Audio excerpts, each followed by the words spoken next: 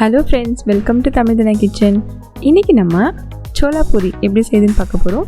இத பட்டூரின்னு சொல்லுவாங்க. நம்ம கொஞ்ச நாள் முன்னாடி சோலை மசாலா எப்படி செய்யுதுன்னு பார்த்திருந்தோம். அந்த சோலை மசாலாக்கு பெஸ்ட் காம்பினேஷன் என்னன்னு பார்த்தீங்கன்னா இந்த பட்டூரி தான். உங்களுக்கு சோலை மசாலா ரெசிபி வேணும்னா கீழே டிஸ்கிரிப்ஷன்ல லிங்க் இருக்கு, போய் பார்த்துக்கோங்க. இப்போ பட்டூரி பண்ண ஸ்டார்ட் பண்ணலாம். அதுக்கு முன்னாடி இதுவரைக்கும் நீங்கள் நம்ம சேனலுக்கு சப்ஸ்கிரைப் பண்ணலனா மறக்காமல் சப்ஸ்கிரைப் பண்ணிவிடுங்க. அப்படியே பக்கத்தில் இருக்க பெல் பட்டனை ப்ரெஸ் பண்ணிவிடுங்க. ஃபஸ்ட்டு பட்டூரி பண்ண தேவையான பொருட்கள் என்னென்னு பார்க்கலாம். இதுக்கு நான் 1 கப் மைதா மாவு எடுத்திருக்கேன், 2 டேபிள் ஸ்பூன் தயிர் எடுத்திருக்கேன், 2 டேபிள் ஸ்பூன் ரவை, அப்புறம் 2 டேபிள் ஸ்பூன் எண்ணெய், கொஞ்சம் வெதுவெதுப்பான தண்ணி மாவு பிசையறதுக்காக, அப்புறம் 1/2 spoon baking powder, 1/2 spoon baking soda, டேஸ்ட்டுக்கு ஏற்ற அளவுக்கு உப்பு, அப்புறம் 1 ஸ்பூன் சர்க்கரை. ஃபஸ்ட்டு மாவு பிசைஞ்சிக்கலாம்.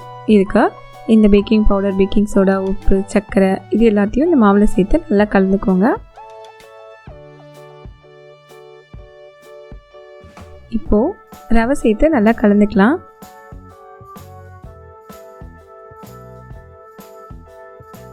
இப்போ இதில் தயிர் சேர்த்து நல்லா கலந்துக்கோங்க.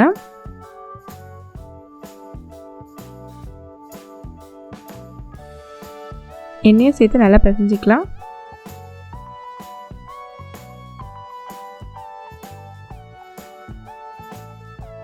இப்போ கொஞ்சமாக தண்ணி சேர்த்து நல்லா பிசைஞ்சுக்கோங்க.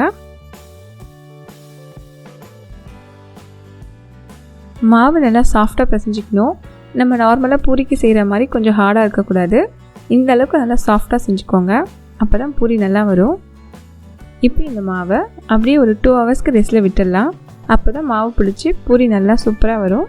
ஒருவேளை குளிர்காலமாக இருந்தால் இன்னும் கொஞ்சம் நேரம் எக்ஸ்ட்ரா அப்படியே புளிக்க வச்சுருங்க. இப்போ 2 ஹவர்ஸ் ஆயிடுச்சு. இந்த மாவை எடுத்து நம்ம பூரி பண்ண ஸ்டார்ட் பண்ணிடலாம்.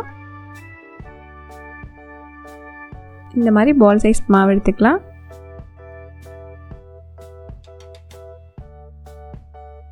இதை எண்ணெய் தொட்டு தேய்ச்சிக்கோங்க, மாவு வேண்டாம். ரொம்ப நைஸாக இருக்கக்கூடாது, கொஞ்சம் திக்காக இருக்கணும். அவ்வளோதான். இப்போ நம்ம இதை பொரிச்சு எடுத்துக்கலாம். பட்டூரி செய்யறதுக்கு எண்ணெய் ரொம்ப சூடாக இருக்கணும். ஸோ நல்லா ஹை ஃப்ளேமில் வச்சு நல்லா சூடு பண்ணிக்கோங்க. அப்போ தான் பூரி நல்லா உப்பி வரும். பூரி போட்ட பிறகு இந்த மாதிரி ப்ரெஸ் பண்ணிகிட்டே இருங்க.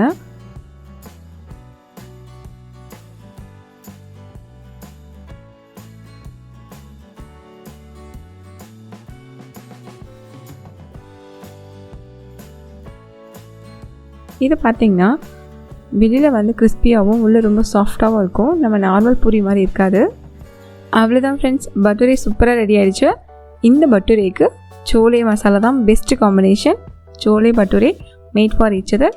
நீங்களும் உங்கள் வீட்டில் சோலை பட்டூரி ட்ரை பண்ணி பாருங்கள். எப்படி வந்துச்சுன்னு கமெண்ட்டில் சொல்லுங்கள். இந்த வீடியோ உங்களுக்கு பிடிச்சிருந்துச்சுன்னா லைக் பண்ணுங்கள், ஷேர் பண்ணுங்கள். அப்படியே நம்மளோட சேனலுக்கு சப்ஸ்கிரைப் பண்ணிவிடுங்க. இன்னொரு சூப்பரான ரெசிபியோட உங்களை நெக்ஸ்ட் வீடியோவில் மீட் பண்ணுறோம். தேங்க்ஸ் ஃபார் வாட்சிங்.